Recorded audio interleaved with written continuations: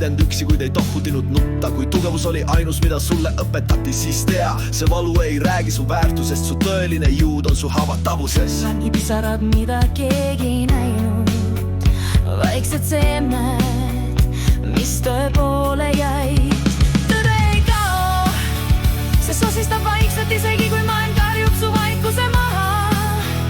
Tõde ei kao, see ootab su südames, kuni julged taas end armastada.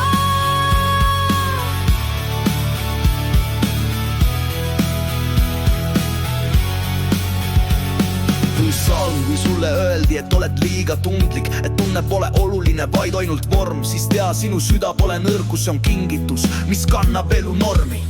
Ja isegi kui sa oled põlvili maas, tõde ei vaata su peale ülevalt alla.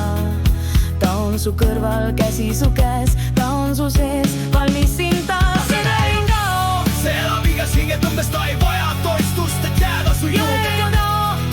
Ta on sinu valgus ka kõige pimedamal hetkel, ossal, kui hakkasid kuulama, mitte karjuma vastu, kui vaikuses kuulsid oma südame takti, siis taipasid, sul pole vaja toistada, ent sa oled juba tervik, sa oled omaenda vend. Tõde ei räägi lärmis, vaid sosistab, sa oled piisav just praegu.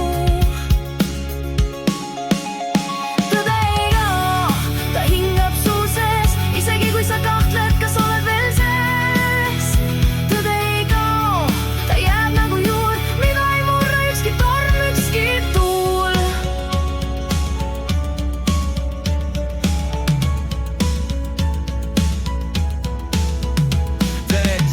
Kui andestad endale kõik, mis läks valesti ja näed, need haavadki tõid sind lähemale päriselt, siis tõuseb valgus su enda sügavuses ja su silmad peegeldavad taas sisemist rahu.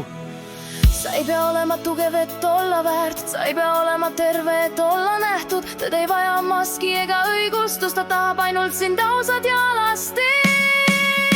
Tõde ei kao, ta ei jäta sind maha, isegi sa mõtled, et oled murdunud maha.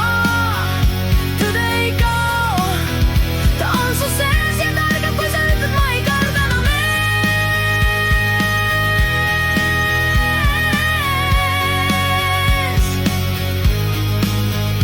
Tõde ei kao, ta jääb su valguses ja varjus.